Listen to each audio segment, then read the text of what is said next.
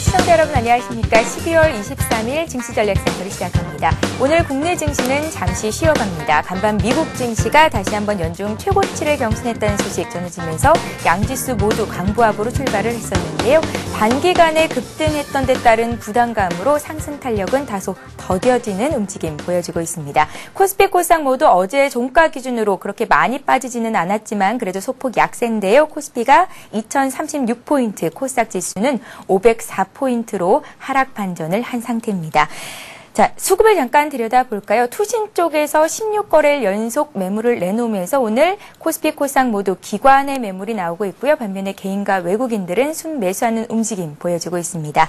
자, 저희 증시전략센터에서는 여러분들의 종목 상담 신청을 받고 있는데요. 무료 문자 번호죠. 013-3366-0110번으로 바로 신청을 하시면 됩니다. 지금 보내주셔야 오늘 실시간 종목 상담 받으실 수 있고요. 또 이렇게 참여해주시는 분들을 위해서 저희가 책 선물도 마련을 하고 있는데요. 시장을 이기는 심리투자 법칙이라는 책 한 권과 함께 대한민국 2030 지금 당장 주식투자 시작하라라는 책이 마련이 되어 있습니다. 종목 상담도 받으시고 책 선물도 받아가시는 두 마리 토끼를 한꺼번에 잡아보시기 바랍니다. 자, 시장에 나와 있는 이슈들 정리를 해드립니다. 박미라 아나운서가 소개합니다. 네, 시황센터입니다. 코스피 지수가 사흘 만에 하락세로 돌아섰습니다. 미국발 훈풍에도 불구하고 단기 급등에 따른 부담감이 더 크게 나타나고 있는 상태인데요. 간밤 뉴욕 증시는 긍정적인 경기 지표가 발표되면서 경기 회복에 대한 기대감을 높였습니다.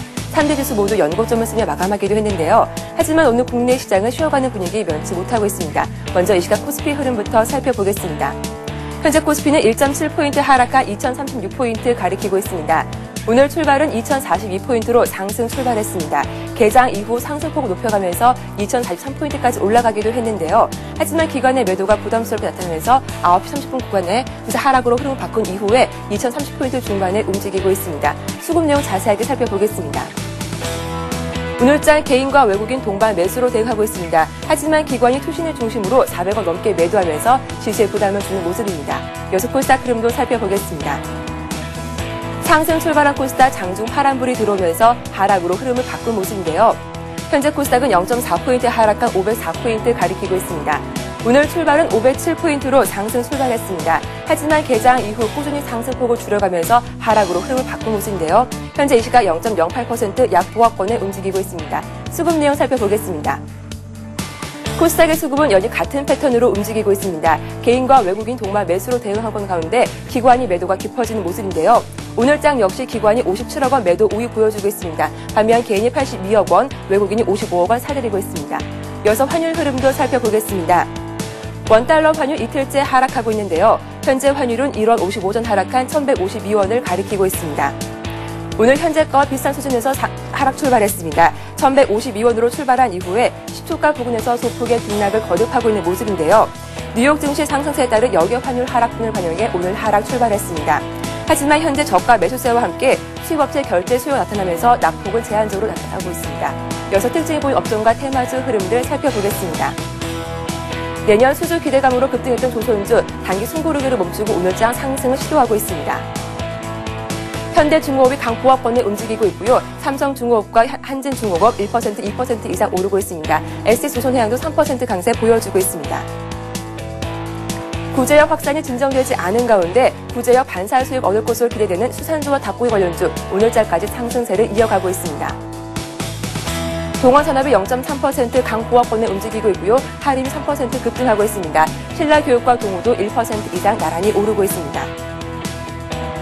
비료주 역시 오늘장 강세입니다. 설탕 등 국제 원자재 가격이 강세를 보이면서 비료 관련주 전반적으로 동반 상승하는 분위기인데요. 효성 OMB가 3%, 조비도 3% 가까이 오르고 있습니다. 대동공업이 4.9% 강세 보여주고 있고요. 남해화학과 카프로가 강보합권에 움직이고 있습니다.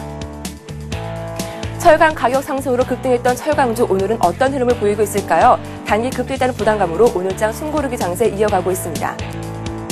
포스코와 현대제철 약보합권에 움직이고 있습니다. 포스코 강판이 1.1% 이상 하락하고 있고 동국제강이 2% 이상 급락하는 모습 보여주고 있습니다. 마지막으로 원자력 관련주 살펴보겠습니다. 최경환 지경부 장관이 터키 원전 수주 협상에 대해서 내년 이후에나 가능할 것이라고 밝히면서 원자력 관련주 오늘 부담을 느끼는 모습인데요. 더욱이 일본이 터키 원전 수주 임박했다는 소식도 부담을 주고 있습니다. 모건코리아와 우리기술, 보성파워도 2% 이상 급락하고 있고 하이로코리아와 BHI도 1% 이상 약세를 결치 못하고 있습니다. 지금까지 11시간 시장 상황 살펴봤습니다. 예, 코스피 지수가 기관의 매물 속에 오늘은 속도 조절을 하고 있습니다. 시장은 조금 재미가 없지만 증시전략센터 전문가의 종목 배틀 보시면서 재밌는 시간을 가져보셨으면 좋겠습니다. 오늘 일부 시간 함께해 주실 두 분의 전문가를 소개를 해드릴게요. 싱크풀의 윤용식 비숍님 나오셨고요. 또 이트레이드 증권의 정영훈 과장님 자리하셨습니다. 안녕하세요. 안녕하세요. 예, 자 전문가의 종목 배틀 시작을 해보겠습니다. 먼저 비숍님께서 들고 계신 포트폴리오에 있는 종목들 먼저 살펴드릴게요. 어떤 종목들이 있을까요? 확인을 해보시죠.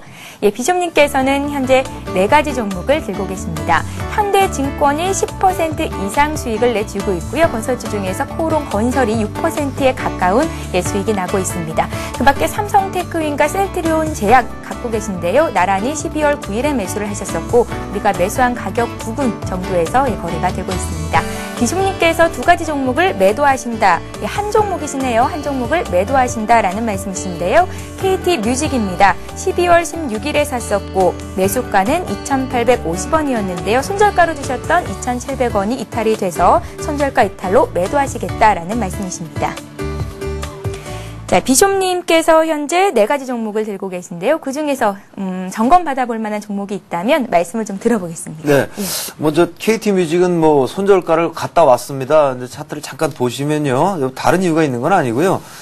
지금 보고 계신 게 일봉이고 분봉을 잠깐 보시면 어제 종가 무렵에 어떤 뭐 나름대로 개인들의 물량 출회가 잠깐 있었던 거로 보여집니다. 그래가지고 그 물량 출회가 뭐 워낙 작고 탄력 있는 종목이다 보니까 한 번에 한 6% 정도 하고 빠지는 바람에 뭐 자동적으로요 1시간 만에 손절 가격에 이르게 되고 오늘은 지금 카바를 하고 올라가고 있습니다. 그래서 그 타이밍에 손절을 지났기 때문에 룰을 지키기 위해서 이제 일단 매도가 되는 건데요.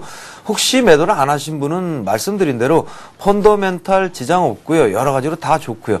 추세 흐름도 여전히 좋기 때문에 그대로 오늘 이제 일단 반등을 할 것이고요. 조금 있으면 본전을 회복할 것이고 그다음에 수익으로 가던 길을 갈 것이라고 봅니다. 통상 이런 차트는 최근 장세가 알게 모르게 개인들에 대한 연말 마무리 그러니까 연말 중에는 팔고서 내년에 새로 시작한다라는 매도가 쏠리는 부분이 없지 않아 있기 때문에 그런 부분이 아래 60일선까지 하락했다가 채워가는 과정으로 이제 판단을 합니다. 직접적으로 뭐 크게 팔만한 사유가 발생한 건 아니기 때문에 보유하시고 계신 분들은 그대로 가시면 괜찮지 않겠다 판단을 해봅니다. 그 다음에 이제 보유 종목들을 조금 이제 거론을 하면요. 셀트리온 제약 먼저 좀 말씀을 드리겠습니다. 동사도 역시 연평도 사격훈련 월요일날 있었습니다. 뭐 견뎌낼 수가 없죠. 우리나라의 모든 상장 주식의 한 90% 이상이 하락을 했던 날인데 그 부분에 이렇게 쭉 빠졌던 부분을 지금 커버해서 다시 원위치로 올려놓은 상황인데요. 올려놓을 수 있다는 것은 올라갈 수 있는 힘이 남아있다고 보기 때문에 여전히 레이스를 펼쳐나가겠고요. 지난 한 주일은 사실 그 사격훈련 때문에 지우개로 지우고 싶은 우리 기억 속에서 그런 때고요. 차트 분석상 별 의미는 없다. 이렇게 판단을 합니다. 또 하나는 뭐 삼성테크윈입니다. 동사의 패턴은 제가 한번 내년도까지 한번 밀고 나가 보려고요. 넓게 장계를 두고서는 하고 있는데 패턴 자체가 환매가 되겠죠. 기관권의 매도 물량을 외국인이 X자로 교차하면서 계속 받아내고 있는 물량입니다. 즉 10만 원대를 저점으로 두고 10만 원에서 10만 5천 원 사이 구간을 왔다 갔다 하면서 물량에 서로 교환이 일어나고 있기 때문에 현재는 10만 원 지지에 이르렀다고 보고요. 별로 더 내려갈 만한 사유는 없다라고 봅니다. 이미 말씀드린 펀더멘탈 변화한 거 없고 다 좋습니다. 그래서 무난하게 갈 길을 갈 것이다라고 판단을 하고 있습니다. 요 정도 얘기를 하면 될 것 같습니다. 예. 예, 비숍님께서 현재 4가지 종목 들고 계시고요. 잠시 뒤에 새롭게 편입하실 종목이 있다고 하는데 그 종목도 말씀을 해드리도록 하겠습니다. 자, 이번에는 정영훈 과장님의 포트폴리오를 들여다볼까요? 어떤 종목들이 있을까요? 정영훈 과장님께서는 현재 3가지 종목을 들고 계신데 3가지 종목 모두 일제히 수익을 내고 있습니다. 포트 수익이 굉장히 좋으세요. 현대중공업 15% 가까운 수익률입니다. 어제 종가 기준이고요. 호남서기도 들고 계시죠. 12% 가까이 수익을 내고 있습니다. LG화학 우선주도 들고 계신데 최근에 LG화학과 LG화학 우선주가 주가가 약간 위쪽에서 답보 상태 움직임 보이고 있는데 다시 한번 힘을 낼 수 있을지 여러분들 잘 한번 체크해 보시기 바랍니다. 현대중공업 같은 경우에는 12월 2일에 매수를 했었죠. 목표가를 50만 원 주셨었고요. 호남석유 같은 경우는 33만 원이 목표가였는데 이대로만 잘 달려가 준다면 목표가 달성도 할 수 있을 것 같습니다. 두 가지 종목을 매도하신다 하시는데요. 두 가지 종목은 고려아연과 NC소프트입니다. NC소프트는 그간 기관의 매물이 꽤 많이 나왔습니다. 손절가가 이탈이 됐고요. 고려아연 같은 경우에는 손절가가 이탈이 나오지는 않았지만 탄력 둔화로 매도하시겠다라는 말씀인데 두 종목 모두 잠시 뒤 다시 한번 점검 받아보겠습니다. 정여훈 과장님께서는 일단 수익을 내고 있는 종목은 들고 가시고 생각보다 좀 지지부진한 움직임을 보이는 종목은 매도를 하시는 거잖아요. 이유를 좀 들어볼게요.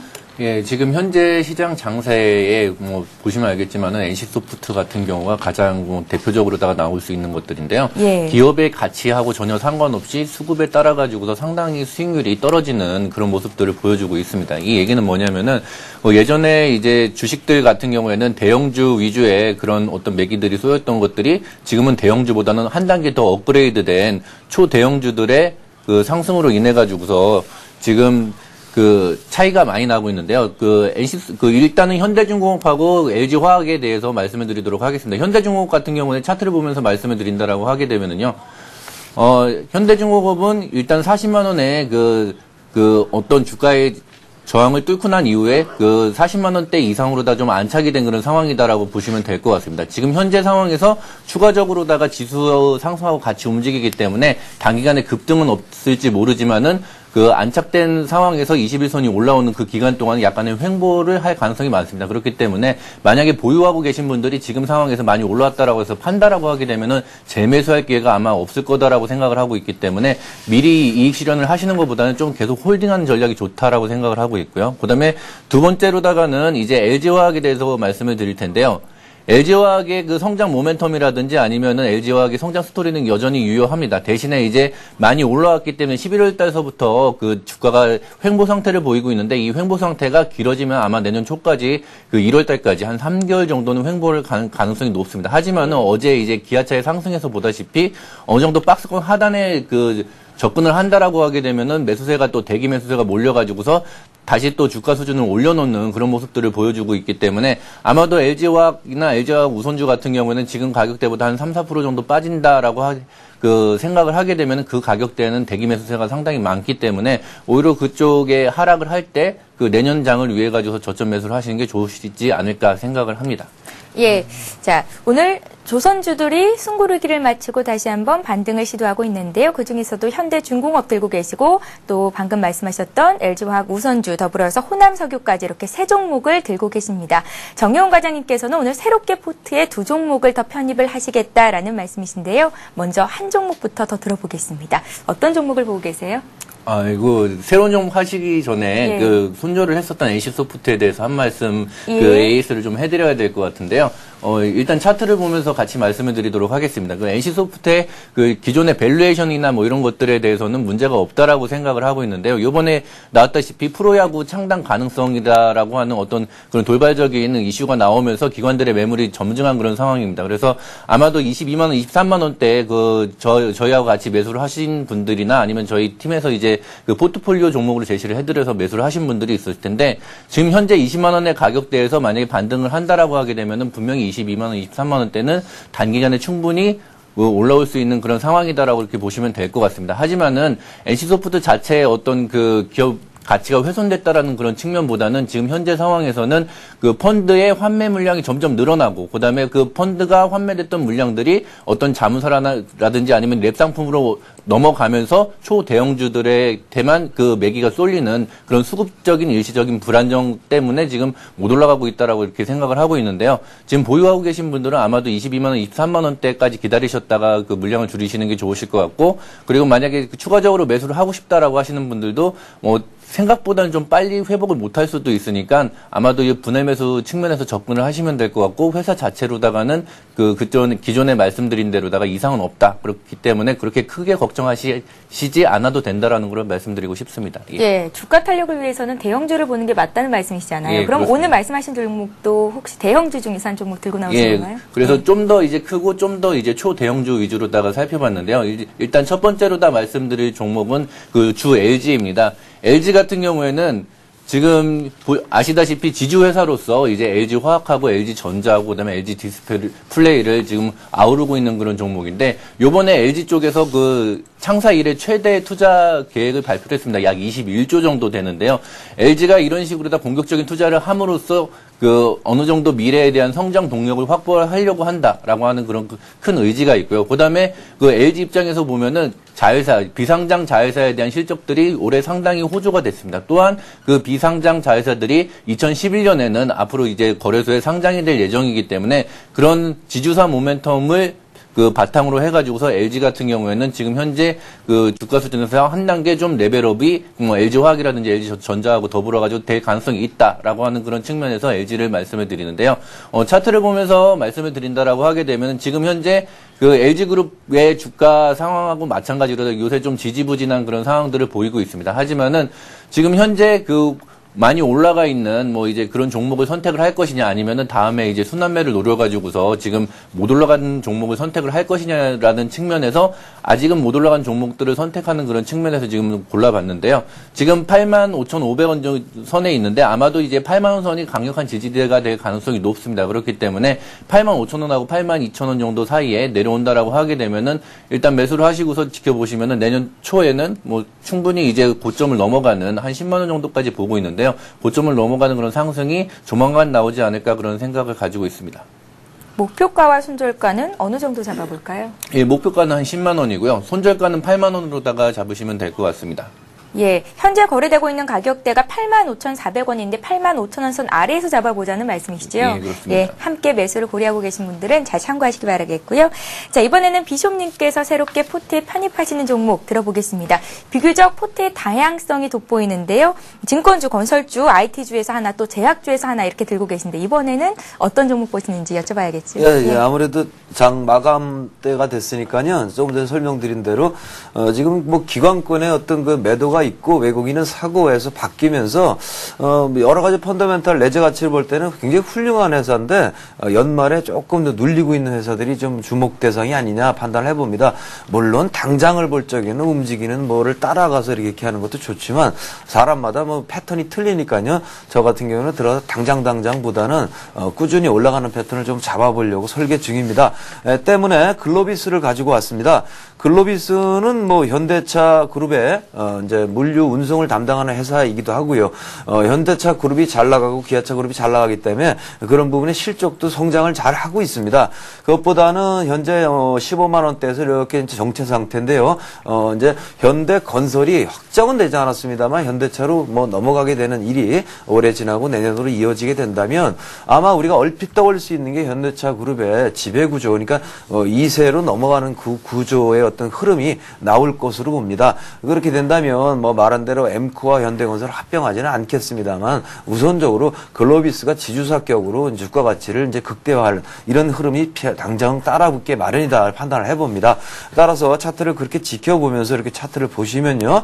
윗부분으로 15만 원을 넘고요. 16만 원을 지붕으로 얹고 왔다 갔다 박스권을 만들면서 주봉상 상당 부분 견조한 어떤 플랫폼 상태를 꽤나 오랜 기간 유지하고 있는 것이 우리 글로비스가 되겠습니다. 현재 패턴이라면은 일봉으로 환산해 볼 때 이 아래 만들어 놓은 15만 원대의 지지점이 굉장히 강력한 지지라고 판단이 되고요.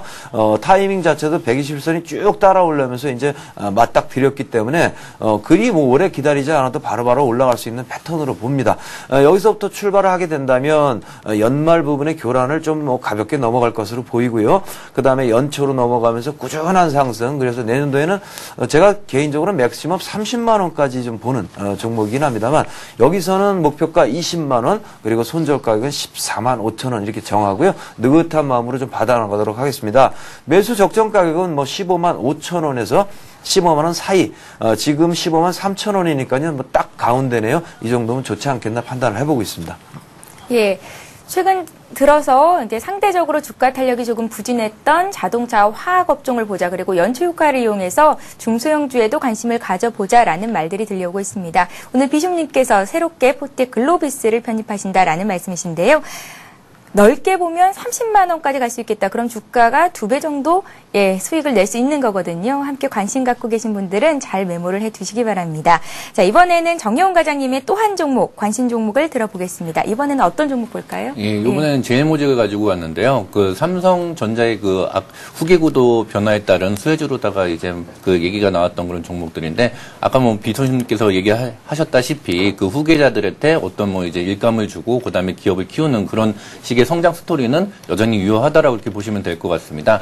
제일모직 같은 경우에는 지금 패션 부분 이외에 그 삼성그룹 내에서 어떤 전자재료를 그 담당을 하면서 내년도에 큰 폭의 성장이 기대되고 있는 그런 종목인데요. 그렇다라고 하게 되면은 삼성그룹 내에서 그 제일모직의 그런 어떤 위상들은 지금 현재 상황하고도 많이 좀 틀려질 것 같다라고 하는 그런 기대감들이 있습니다. 하지만은 4분기 때 좀 실적이 좀 안 좋게 나올 것이다라고 하는 그런 예상들도 있기 때문에 지금 12월 말까지 그리고 1월 초까지 실적이 발표되는 그런 시기에 좀 주가가 하락을 한다라고 하게 되면 오히려 저점을 매수할 수 있는 그런 기회가 되지 않을까라고 생각을 하고 있는데요. 동사의 그 주가 흐름을 차트를 보면서 말씀을 드린다라고 하게 되면은 보시면 알겠지만은 9월달, 10월달에 한 차례 이제 60일선을 깨면서 조정이 나오고 그다음에 그 쌍바닥 형태를 보이면서 다시 한번 주가가 레벨업이 되는 그런 상황들을 보여줬습니다. 이 얘기는 제일모직 같은 경우에는 초대형주가 아니기 때문에 주가의 그 변동폭이 그 어떤 뭐 초대형 우량주보다는 좀 흔들림들이 더 클 수 있다라고 하는 것들을 염두에 두시면 될 것 같은데요. 요번에 오늘도 하락을 하는 것들도 아마도 9월 말경에 있었던 그런 조정의 모습하고 좀 비슷하지 않을까라고 하는 그런 예측을 하고 있습니다. 그래가지고서 만약에 매수를 하신다라고 하게 되면 이제 10만 5천 원에서 10만 원 정도 사이에 1차적으로 매수를 하시게 되고 그다음에 쌍바닥이 이루어지는 그런 부분에서 2차 매수를 하는 그런 식의 매매 전략을 가이드를 해드리는데요. 일단은 지금 현재 그 제일모직의 그 앞으로다가의 어떤 뭐 성장 스토리라고 하는 것들은 지금 연초가 되면서 삼성그룹의 어떤 그 투자 계획이라든지 그 투자 계획이라든지 아니면은 성장에 대한 어떤 그 비전들이 점점 가시화됨에 따라 가지고서 제일모직이 입을 혜택들은 좀 더 커질 수 있다라고 하는 것들을 보시면 될 것 같고, 일단은 12월 달까지 9만 9천 원 정도를 이제 손절 라인으로 잡아드리고요. 그다음에 10만 원 근처에서 매수를 하시면 될 것 같다라고 생각을 하시면 얘기를 하는데요. 손절 라인을 좀 짧게 잡은 것들은 이게 만약에 그 생각했던 대로다가 10만 원 아래로 깨지게 된다라고 하게 되면 단기간에 올라가는 것보다는 약 한 달 정도의 조정 기간을 보일 수 있다라는 그런 측면 때문에 손절기를 짧게 잡았고요. 만약에 올라간다라고 하게 되면은 내년 상반기 정도에는 한 13만 원 정도 선까지 올라갈 수 있지 않을까 생각이 됩니다. 예, 제일모직 같은 기업은 사실 패션 기업 이미지가 굉장히 강하잖아요. 근데 여기다가 케미칼 또 전자재료 부분까지 신사업이 확장이 된다면 주가 상승이 돋보일 것이다라는 말씀이신가요? 그렇죠. 이제까지의 뭐 패션 기업의 이미지는 아마도 내년 정도 되면은 많이 교체가 돼가지고서 뭐 LG화학 같은 어떤 그 전자 소재 기업으로서의 그 이름을 더 드높이지 않을까 생각이 됩니다. 예, 정용 과장님, 제일모직 상담 문의가 들어와 있는데요. 잠깐 좀 여쭤볼게요. 11만 원대 사셨는데 20% 정도 가지고 계시다고 하거든요. 추가 매수 가능한지 여쭤보시니까 어떻게 추가 볼까요? 매수는 아까도 말씀드렸다시피 이제 10만 원 부근에서 추가 매수를 하시면 될 것 같고요.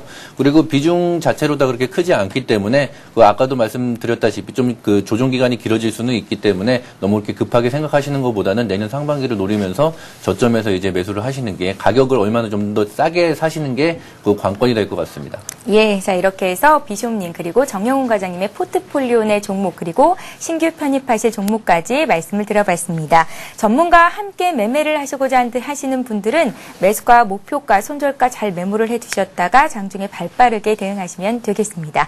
자, 이번 시간에 시청자 여러분들이 들고 계신 종목을 상담해 드리는 시간이죠. 스타 Q&A 시간을 함께합니다.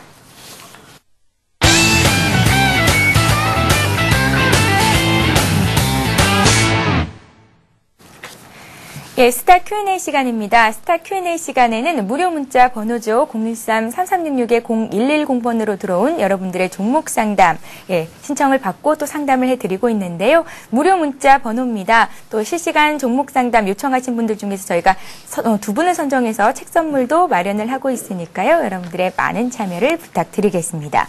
자, 올해 코스피 시장은 2000시대에 재진입을 하면서 코스피 시장은 풍년이었지만 코스닥 시장은 흉년이었습니다. 그런 자문형 랩 같은 열풍이 불었었죠. 증시 자금이 대형주 위주로 몰리면서 중소형주가 포진해 있는 코스닥 쪽 수급은 조금 위축된 움직임을 보였었는데요. 반면에 대기업들의 투자가 집중됐던 종목들은 코스닥 쪽에서도 선방하는 움직임을 보였습니다. 포스코가 지분을 인수했던 삼정 P&A 그래도 코스닥 시장에서는 선방했다라는 느낌이 드는데요. 오늘 종목 상담 요청이 들어와 있어서 상담을 해드리겠습니다. 삼정 P&A를 8949님께서 문의를 하셨고요. 44,000원대 10% 정도 가지고 계십니다. 수익을 꽤 많이 보고 계신데요. 향후에 전망 알고 싶습니다. 중장기 가치 투자 해봐도 될까요? 라고 문의를 하셨습니다. 비숍님께 여쭤볼게요. 적게가 아니라 정말 굉장히 많은 수익을 보고 계신 거잖아요. 예. 이미 중장기 가치 투자하고 계시지 않습니까? 하시고요. 전에부터 삼정 P&A는 수없이 상담을 많이 했습니다만은 계속 고정적으로 적어도 9만 원, 10만 원까지는 가게 된다. 거래량도 많지 않기 때문에 요동폭도 적다라는 말씀을 반복적으로 드리고 있고요. 최근에 증자 있었습니다. 그 증자도 아마 자격을 얻으셨을 것 같은데요. 증자를 받으실 것을 권장을 해드리고요. 예. 받으셨으면은 그대로 밀고 나가셔서 47,700원에 예. 가격이 나왔다고 하거든요. 증자 가격이. 예. 그러니까 충분히 갖고 있는 상태에서 지금 10%밖에 안 갖고 계시거든요. 그러니까 양이 작은 게 한이죠. 이게 그러니까 이렇게 거래가 적고 이렇게 엉뚱이 같이 올라가는 종목은 위로 올라갔을 때 못 따라붙습니다. 우리가. 예. 근데 여러 가지로 잘하셨기 때문에 미리 들어가 계시거든요. 이건 타이밍입니다. 이걸 한번 팔아 놓으시면은 나중에 사시기가 어렵습니다. 그러니까 이왕 이렇게 된 거는 아주 그냥 끝까지 좀 밀고 나가시고 증자 기회도 받으시고 해가지고 제가 보는 관점에서는 8, 9만 원까지 갈다고 봅니다. 중간에 적체 상태인데요. 모멘텀은 이제 조금 있으면 이름 바꾸거든요. 포스코 엠텍으로 바꾸는 거로 알고 있는데요. 그렇게 바뀌면은 그게 이제 위로 폭발시키는 모멘텀 역할을 할 수 있습니다. 연초를 한번 기대해 보시기 바랍니다. 예, 포스코 엠텍으로 이름을 바꾸면 사명을 바꾸면 포스코 계열사라는 게 누가 봐도 한눈에 띄게 되는 그렇죠. 거잖아요. 네, 그럼 그러니까 또 추가적인 또 이익도 있겠네요. 그렇습니다. 맞습니다. 예, 잘 알겠습니다. 삼정 P&A 받으렸고요. 자, 이번에 네오이즈 게임즈를 살펴드릴 텐데요. 6895님께서 문의를 하셨습니다. 47,000원에 20% 정도 물량을 가지고 계시다고요. 향후의 전망 그리고 목표가 설정해 주십시오라고 문제 남기셨습니다. 정용훈 과장님께 여쭤볼게요. 예, 제가 좀 NC소프트를 먼저 말씀을 드렸는데 네오이즈 게임즈 마찬가지로다가 좀 요번 장세 수급에 좀 피해자라고 좀 보여지고 있습니다. 그 펀드에서 이제 환매되는 그런 물량들이 이런 그 중대형주 위주로 다 집중이 되고 그다음에 새로 사는 그런 자금들이 이렇게 쏠리지 않다 보니까 생각보다 밸류에이션에 비해 가지고서 그 낙폭이 좀 큰 그런 종목 중에 하나로다가 속하게 되는데요. 지금 NC소프트뿐만 아니라 네오이즈 게임즈 같은 그런 종목들이 기존에 예측했었던 것하고 어느 정도 어긋나고 크게 잘못됐다라고 하는 그런 것들은 아직까지는 보여지지 않고 있습니다. 그리고 앞으로 내년도 전망이 그렇게 나쁘지 않은 그런 상황에서 지금 현재 가격대는 좀 많이 싸 보이는 그런 측면도 있습니다. 그래서 차트를 보면서 말씀을 드릴 텐데요. 차트를 보면서 말씀을 드린다라고 하게 되면 일단 그 매수하셨던 가격들은 어느 정도 적정하다라고 생각이 되고 45,000원대 강력한 지지선이 있습니다. 이건 일봉상으로 다 보시면 정말 안 보이시겠지만은 장기 추세상으로다가 4만원대하고 45,000원대 강력한 지지선이 있기 때문에 추가적으로 하락을 한다라고 하게 되면 종합주가지수 하락이 병행되지 않는 이상은 어느 정도 이 정도에서는 좀 그 저점을 다지는 그런 모습을 보이지 않을까라고 생각을 하고 있고요. 그렇다라고 하게 되면 게임주들이 어떻게 되면 이제 좀 상승 모멘텀을 가지고서 올라갈 것이냐라고 예상을 해본다라고 하게 되면은 모든 이제 게임주에 투자하시는 분들이 지금 아시겠지만은 넥슨이 이제 그 일본 증시에 상장을 하게 돼 있는데요. 그 실제로다가 상장이 되면서 그 상장되는 그런 가치들이 그 국내 주식시장에 그 영향을 미치는 그 시점부터 게임주들이 아마도 재평가를 받지 않을까라고 하는 그런 기대감들을 많이 가지고 있습니다. 그렇기 때문에 지금 현재 상황에서는 아마도 지금 그 추가적으로 하락을 한다라고 하게 되면은 뭐 이제 42,000원대까지는 좀 하락을 할 수도 있지만은 그건 좀 단기적인 상황이 될 것 같고요. 내년 초까지 뭐 기다리신다라고 하게 되면은 크게 무리 없는 그런 종목이다라고 생각이 됩니다. 예, 증시전략센터의 장점 중에 하나가 시청자와 쌍방향 커뮤니케이션이 가능하다라는 점일 텐데요. 바로 NC소프트 문의가 또 하나 들어와 있습니다. NC소프트가 농구팀을 만든다는데 농구팀 아니죠. 프로야구팀입니다. 예, 만든다는데 놀랍다고 해야 되나요? 라고 쓰셨고요. 매수하려고 했는데 갈등이 생긴다고 하시는데 이분 어떻게 매수 괜찮을까요? 예, 말씀드렸다시피 네. 그 NC소프트 같이 그 대형주들 시가총액이 뭐 한 5조 이상 되는 종목들은 그 고점에서 단기적으로다가 한 30% 정도 하락을 한다라고 하게 되면은 뭐 이제 그 기술적 반등이라는 그런 측면에서도 한 그 3분의 1 정도까지는 추가적인 그 상승이 가능합니다. 그렇기 때문에 아마도 지금 20만 원대 매수를 하신다라고 하게 되면은 단기적인 목표가인 22만 원에서 23만 원대까지는 뭐 한 달 이내에 뭐 도달을 하지 않을까라는 생각을 하고 있고요. 그다음에 그 NC소프트가 프로야구단을 그 창단을 한다라고 하는 것들은 국내에서는 상당히 좀 놀라운 일이 될지도 모르지만 예. 이미 일본에서는 뭐 이제 소프트뱅크사 같은 그런 IT 업체에서 야구단을 지금 뭐 운영을 하고 있는 그런 상황들이고, 그다음에 NC소프트 쪽에서도 뭐 이제 단기간에 이렇게 하자라고 결정을 한 게 아니라 그동안 이제 그 오랫동안 고민을 해 오면서 이렇게 결정냈던 그런 부분들이기 때문에 아마도 이런 그 사건들은 단기간에 좀 해프닝으로 다 끝나지 않을까라고 생각을 하고 있고요. 만약에 NC소프트가 주가가 막 상승하고 있던 그런 측면에서 이런 기사가 나왔다라고 하게 되면은 오히려 주가를 더 한 단계 레벨업을 시키는 그런 그 뉴스로다가 작용을 했을 텐데 예. 지금 이제 뭐 하락 중에 이런 내용들이 나왔기 때문에 좀 그 부담을 주는 것 같습니다. 예, 잘 알겠습니다. NC소프트까지 봐드렸고요. 이번에는 휠라코리아 봐드릴게요. 휠라코리아를 4311님께서 82,200원에 10% 가지고 계신데요. 향후의 전망과 목표가 알려주십시오 하셨습니다. 82,200원에 사셨고 현재 거래되고 있는 가격은 74,000원대인데요. 비숍님, 네. 비중이 많지 않으시니까 어떻게 추가로 좀 더 사봐도 괜찮을까요? 그렇죠. 휠라코리아는 굉장히 좋은 회사입니다. 그 뭐 글로벌 회사라고 보시는 게 맞겠고요. 예. 미국, 중국 뭐 여러 가지로 휠라코리아가 결국은 휠라 본사라고 보시면 되겠고요. 결국에는 뭐 대단히 아주 경영을 잘해서 부쩍부쩍 성장을 하고 있다라고 보여집니다. 그래서 이제 연말 부분에는 차트를 잠깐 보시면서 얘기를 나누면 연말이 되면 이와 같이 이렇게 쭉 낮춰진 종목 같은 경우에는 이제 연상을 해보시면 우리 개인 투자자나 이 투자자들 대부분이 야 이렇게 밀린 상태에서 끝나지 말고 올해 그냥 손절해버리고 내년도에 새로 시작하자라는 그런 개념들이 좀 있습니다. 그래서 이 연말에 이렇게 이왕 좀 밀린 상태는 돌아서지는 못하고요. 왔다 갔다 질척질척 하는 흐름을 보일 겁니다. 며칠 안 남은 동안. 그 기간을 이용하셔서 지금 현재 10%면 너무 작으시거든요. 그러니까 더 매수를 할 수 있는 기회를 잡으시고요. 내년 초가 되면은 뭐 여러 가지로 뭐 지금 말씀드린 대로 마무리 국면에 사람들의 어떤 심리적인 그런 부분을 제외하고는 나쁜 게 거의 없는 회사이기 때문에 올라가는 건 문제가 없고요. 그렇게 물량을 더 확보하시고 내년도 목표가는 상반기까지 보면은 한 15만 원까지 보셔도 되고요. 짧게는 10만 원이 1차 저항이니까 3, 4월 경에는 10만 원 정도까지 보고 접근하신다면 정말 무난한 좋은 종목이다 이렇게 판단을 하고 있습니다. 예, 지금 사고 싶으신 분들은 어떻게 휠라코리아 좀 사가도 괜찮겠습니까?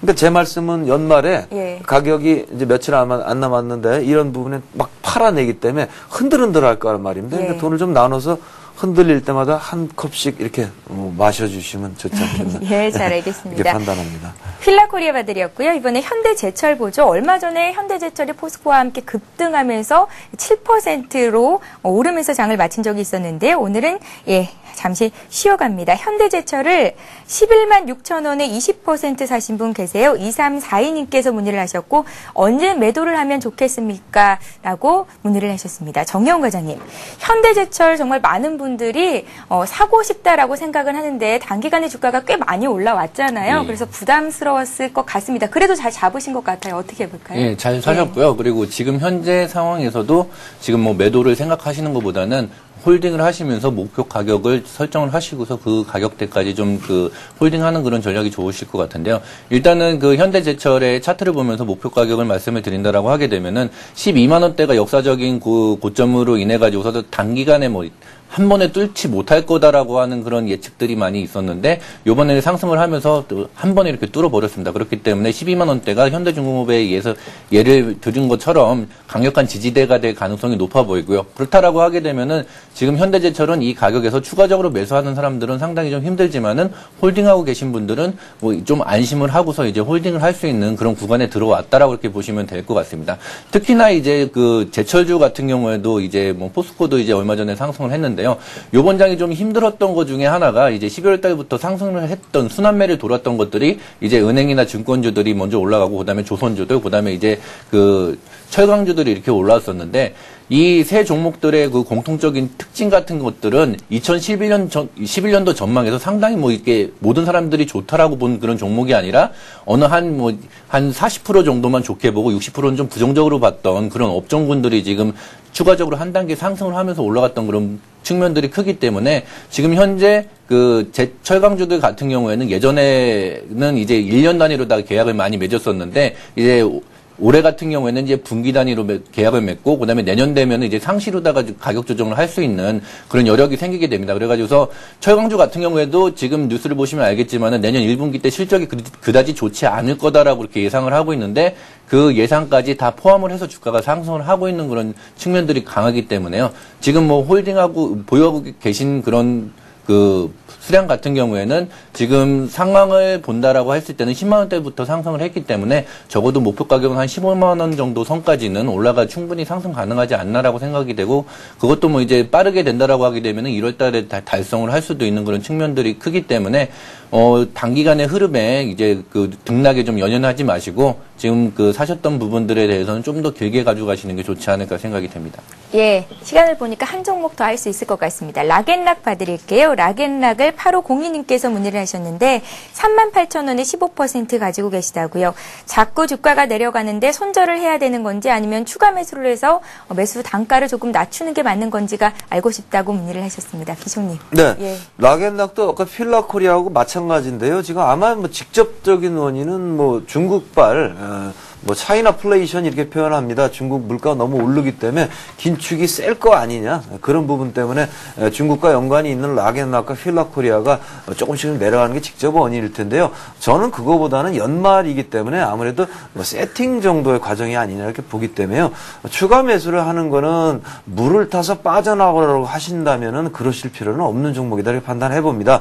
다만 동사의 패턴도 역시 여러 가지로 다 좋은 회사이기 때문에 내년도를 달굴 수 있는 종목 중에 하나로 꼽고 있습니다. 따라서 차트를 잠깐 보시면 계속 내리는 게 아니고요. 윗부분에 만들어진 박스권 상태에서의 위아래 흐름은 통상적인 흐름을 보이고 있습니다. 그래서 정지겹다 판단하시면 연말 중에는 이렇게 매수 가격까지는 올라옵니다. 그러면 끊고 없애버리시면 그뿐인 것이고요.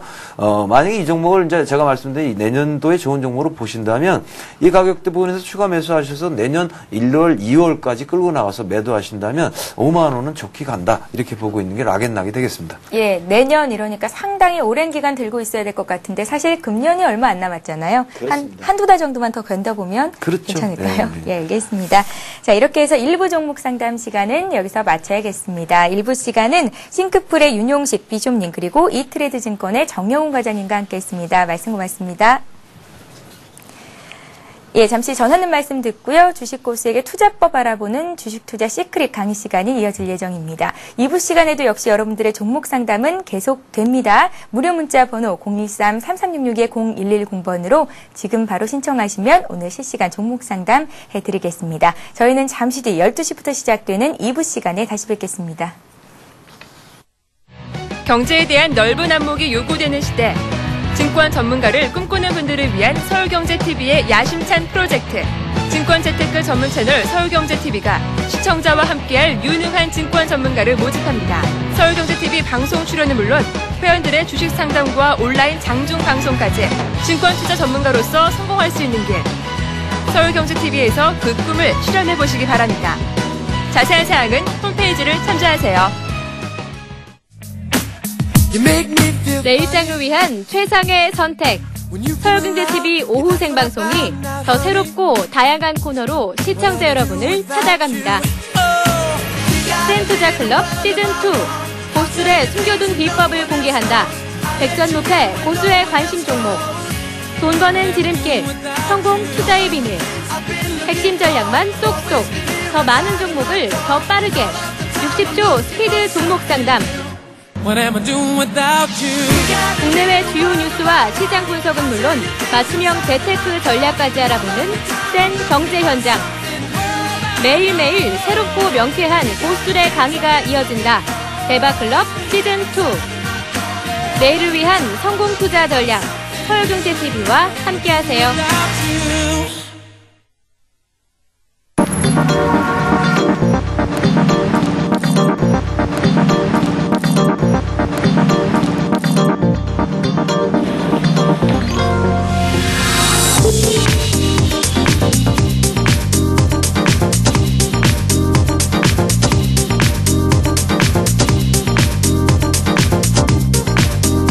블룸버그 TV 국내 독점 채널 서울경제TV.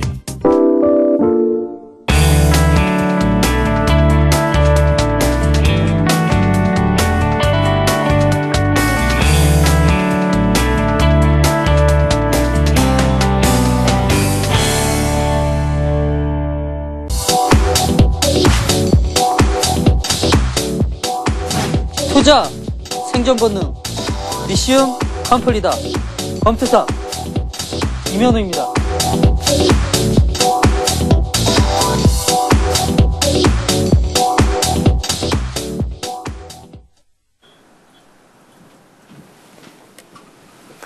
안녕하십니까. 검투사 이면호입니다. 자, 이제 성탄절을 맞이해가지고요. 이제 성탄절 2부가 바로 내일로 다가왔죠. 다들 지금 주식하시는 분들도 젊으신 분들 같은 경우에 상당히 들떠 있을 텐데요. 시장은 그렇지 않은 것 같고, 그래서 여러 가지로 좀 엇박자 나는 부분들도 있고 한데, 좀 더 힘드시더라도 잘 버티시고요. 즐거운 또 성탄 맞이했으면 좋겠습니다. 자, 그럼 이제 본격적으로 일목균형표 강의를 계속해서 진행을 해보도록 하겠습니다. 지금까지 말씀드렸던 그 일목균형표의 여러 가지 요소들 중에서 기준선, 전환선에 관련된 얘기들을 좀 해드렸고요. 요번 강의 시간에는 이제 선행스팬 1과 선행스팬 2에 대해서 한번 말씀을 드려보도록 하겠습니다. 앞서서 전환선과 기준선에 대한 부분들을 다시 한번 차트를 통해서 실전 사례로 한번 그 말씀을 드려보도록 하겠습니다. 차트 한번 보시죠. 자, 차트가 지금 보고 계신 차트는요. 대우조선해양이라는 종목입니다. 이 대우조선해양 같은 경우에 자, 여기서 일목균형표를 어떻게 한다고요? 자, 여러 가지 HTS 쓰시는 분에는 다 이 보조지표가 있습니다. 찾아 들어가셔서 일목균형표를 치시고요. 대우조선해양의 차트가 이렇게 보이시는데요. 자, 여기서 제가 오늘 배울 것 전환선과 기준선을 배웠으니까 선행스팬 1, 선행스팬 2를 남겨놓으면서 한번 말씀을 드려보도록 하겠습니다. 자, 여기 보이시는 선이 전환선이라고 말씀을 드렸고, 여기 아래 보이는 선이 기준선이다 라고 말씀을 드렸죠. 자, 전환선과 기준선이 올라가는 시점대, 상방향으로 틀어서 가는 시점대, 자, 요런 시점대죠. 이렇게 올라가는 시점대는 추세가 상승으로 가니까 주가는 상승 추세로 갈 수 있다. 따라서 매수를 전환선이 기준선을 돌파하는 이러한 시점대에서 한번 매수를 해보면 좋다라고 말씀을 드렸고요. 좀 더 확대를 해서 좀 뒤로 넘어가 보도록 하겠습니다. 자, 이 전환선은 어떻게 보면 이제 이동평균선에서 지지 이 라인을 역할을 하고 있다. 그래서 전환선이 특별하게 하향 이탈되지 않는 이상에는 추세는 상승으로 갈 수가 있으니까 들고 가보시고, 지금처럼 전환선이 살짝 이탈되는 부분 때는 다시 한번 기준선까지도 체크를 해보시면서 요 아래에 녹색선인 기준선이 또 다시 제 2차 저항권 때, 지지 구간대로 한번 선택을 해보시면 될 것 같고요. 여기서 더 한번 추가적으로 말씀을 드려보면은요. 전환선이 숫자 9로 이루어졌다. 이 숫자 9는 하늘의 숫자인 135, 양의 숫자를 통해서 최대로 만들어질 수 있는 상승 일수가 9다. 라고 말씀을 드렸습니다. 그러나 이 주역에서 나타나 있는 그 전환선의 숫자 9 말고도 이것을 다시 반대 9와 가장 상극을 이루는, 양과 가장 상극을 이루는 음에서 가장 최대로 하락할 수 있는 숫자는 6이다. 단기 패턴으로 놓고 보면 6이다. 라는 말씀을 지금 드리고 있습니다. 자, 그러면 캔들상으로 한번 캔들 카운팅을 하면서 말씀을 드려보도록 하겠습니다. 자, 그렇다면은 이 캔들 카운팅을 놓고 봤을 때 가령 자, 이 시점대, 자, 숫자 6이죠. 자, 조정을 받는 시점대에서는 단기 조정, 단기 추세에서는 하락 추세는 캔들 6개 이상을 벗어날 수가 없다. 이렇게 되는 거죠. 이런 식으로 해석을 해볼 수가 있는 것입니다. 그러나 횡보하는 추세라든지 이런 추세에서는 좀 안 맞을 수도 있는 부분들도 있고요. 좀 더 디테일한 부분들은 앞으로 제가 시간이 되면은 한번 말씀을 드려보도록 하겠습니다. 그런데 여기서 다시 한번 또 캔들 카운팅을 다시 한번 해보면요. 상승하는 추세가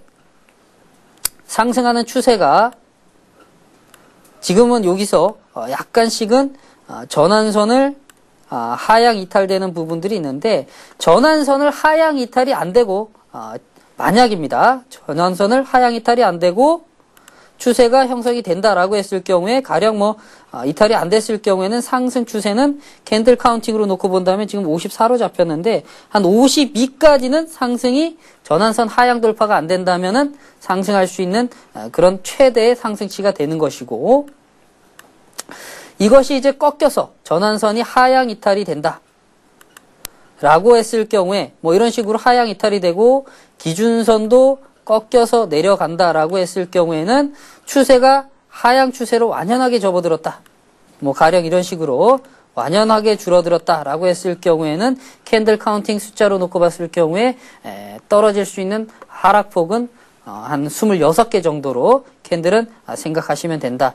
이런 식의 이제 적용할 수 있는 부분들도 있다라는 말씀을 지금 드리고 있습니다. 그래서 자세한 내용은 일목균형표에 대한 부분들은 이치모쿠 산증이 40년을 연구를 한 겁니다. 그래서 그리고 동경대학교 학생들도 3,000명 이상의 아르바이트생을 써가면서 동양에 있는 모든 숫자들을 조합해서 만들어낸 어떻게 보면 철학이 있는 그런 지표이기 때문에 상당히 어렵고 해서 다 말씀드릴 수 없는 부분 좀 양해의 말씀을 드리고요. 자, 그러면 이제 오늘 배울 거는 선행스팬 1과 선행스팬 2다. 자, 선행스팬 2를 다시 한번 차트를 보면서 말씀을 드려보도록 하겠습니다.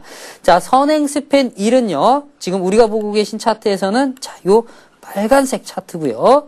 자, 선행스팬 2는, 자, 여기 보이시는 파란색 차트입니다. 자, 그런데 빨간색과 파란색 선행스팬 1과 2 사이에, 자, 우리 시청자분들께서는 빨간색 면이 보이시죠? 자, 그리고 좀 더 확대를 해보면 요 사이에 다시 파란색 면도 보이고요.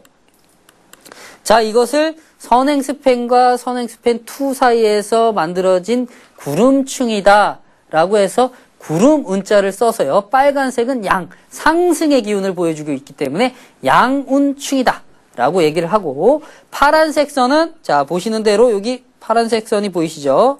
음운층이다. 하락을 의미해서 음운충이다 라고 얘기를 하는 것이죠. 자, 이렇게 구성이 되어졌는데 이 선행스팬 1이 어떻게 만들어졌는지에 대한 부분들을 제가 말씀을 드려보도록 하겠습니다. 자, 칠판을 한번 보시면서 설명을 드려보도록 하겠습니다. 자, 26이라는 숫자가 선행스팬 1인데요. 자, 선행스팬은 우리 시청자분들께서 책을 일목균형표와 관련된 책을 살펴보셨을 때 정의되는 게 어떻게 정의가 되냐면 전환선과 기준선의 중간값을 26일 선행시킨다 라고 정의가 되어 있습니다. 이건 아주 단순한 이치인데 제가 이것을 다시 한번 쓰면서 말씀을 드려보도록 하겠습니다. 전환선이 다 이렇게 올라가죠. 상승으로 간다라고 했을 경우에, 자, 그리고 기준선이 이렇게 올라간다라고 가정을 해 보십시오. 자, 그런데 이 전환선과 기준선의 중간값에, 자, 여기 똑같습니다. 중간값을 다시 26일 앞으로 선행시킨 점이 바로 선행스팬이다. 점들이 모여져서 선을 이루니까요. 자, 이것을 이제 확대해서 보면, 이것을 연결해서 보게 되면 이렇게 올라가게 되고, 그리고 후행스팬은 52일간의 최고가와 최저가의 중간값을 26일 앞으로 움직이는 것이 선행스팬 2다. 라고 해서 이것도 마찬가지로 26일 이렇게 계산이 되겠죠. 해서 이렇게 올라가서 만들어지는 거죠. 그래서 이렇게 생긴 것이 상승으로 가게 되면 빨간색 면이 생겨서 양운층이 생기는 거고, 만약에 주가가 하락으로 간다면 빠지면서 여기가 파란색 의문층이 생기는 겁니다. 자, 그래서 지금 뭐 시간 관계상 이 숫자의 그 가지고 있는 주역의 의미라든지 이런 부분들을 다 말씀을 드릴 수가 없을 것 같은데요. 이거는 뭐 또 시간을 이용해서 추가적으로 또 말씀드리도록 할 테니까요. 또 다음 시간에 또 찾아뵙도록 하겠습니다. 저는 검투사였고요. 또 다음 시간에 뵙도록 하겠습니다.